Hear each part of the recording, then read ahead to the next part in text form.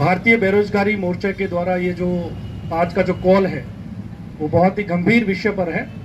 और हम सब जानते हैं कि देश की सबसे बड़ी अगर समस्या आज के समय वो कोई है, जितनी ज्वलंत है, जो लोगों को सबसे ज्यादा अगर प्रभावित कर रही है, तो वो है देश में बेरोजगारी। बेरोजगारी से इस देश का आप ये मानिए कि 85% जो लोग हैं वो इस देश में बेरोजगारी का सामना कर रहे हैं। उनकी आर्थिक उन्नति में बहुत बड़ी बाधाएं हैं सरकार की कुंठाग्रस्त नीतियां। उन नीतियों की वजह से, उन नीतियों के निर्माण नहीं होने से, और जो अभी वर्तमान जो नीतियां हैं वो कहीं न कहीं एक्सप्लॉइटरी है, शोषणकारी नीतियां हैं। इस वजह से देश का जो 85% तबका है वो रोजगार से वंचित है। रोजगार में भी वो आप ये देखिए कि दिसंबर 2022 में भारत की बेरोजगारी दर जो कि सबसे सर्वाधिक रही है 8.3%। ये भारत के इतिहास में कभी हुआ ही नहीं था।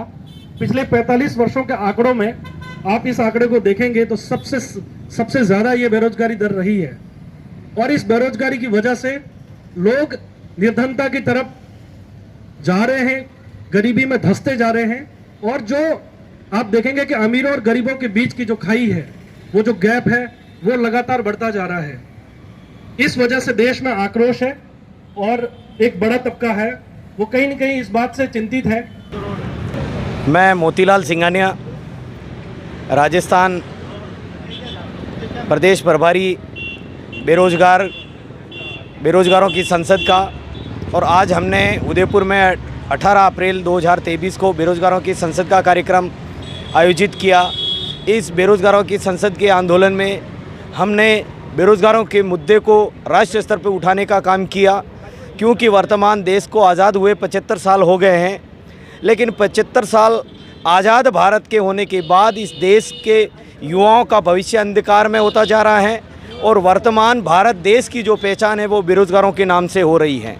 वर्तमान भारत देश में 35 करोड़ युवा बेरोजगार होकर अपनी डिग्रियां लेकर घूम रहे हैं, लेकिन नौकरियां नहीं मिल रही हैं। प्रतिदिन 38 युवा सुसाइड कर रहा है। लेकिन इस देश की स्टेट की गवर्नमेंट और केंद्र सरकार बेरोजगारों की तरफ ध्यान नहीं दे रही हैं। और तो और हमारे एमएलए एमपी जो चुनाव जीतकर संसद और विधानसभा में जाने के बाद गूंगे बेरे और गुलाम बनकर बैठे हैं और बेरोजगारों के मुद्दे पर बात नहीं कर रहे हैं। इसीलिए हमने भारतीय बेरोजगार मोर्चा के माध्यम से राष्ट्रीय स्तर पर बेरोजगारों की संसद का आयोजन करते हुए पूरे देश भर में बेरोजगारों को लामबंद करने का काम करेंगे।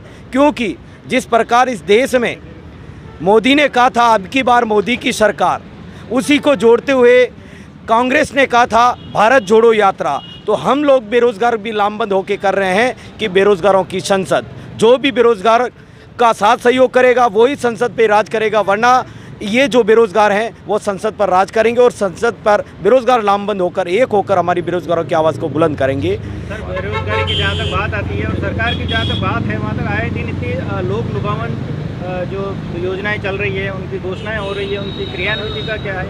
जिस तरीके से सर देश में जुमलेबाजी और ये घोषणाएं हो रही हैं वो केवल थोती बातें हैं। पूर्व में इस देश के प्रधानमंत्री ने भी वादा हम लोगों से किया था कि मैं 2 करोड़ लोगों को रोज़गार दूंगा, 15-15 लाख रुपए खाते में आएंगे, लेकिन आज दिन तक नहीं आए। एक काम जरूर किया कि 35 करोड़ लोगों को बेरोज़गार जरूर कर दिया। अभी स्टेट की गवर्नमेंटें इस तरीके की बातें कर रही हैं, लेकिन नौकरियां बची कहाँ हैं सर?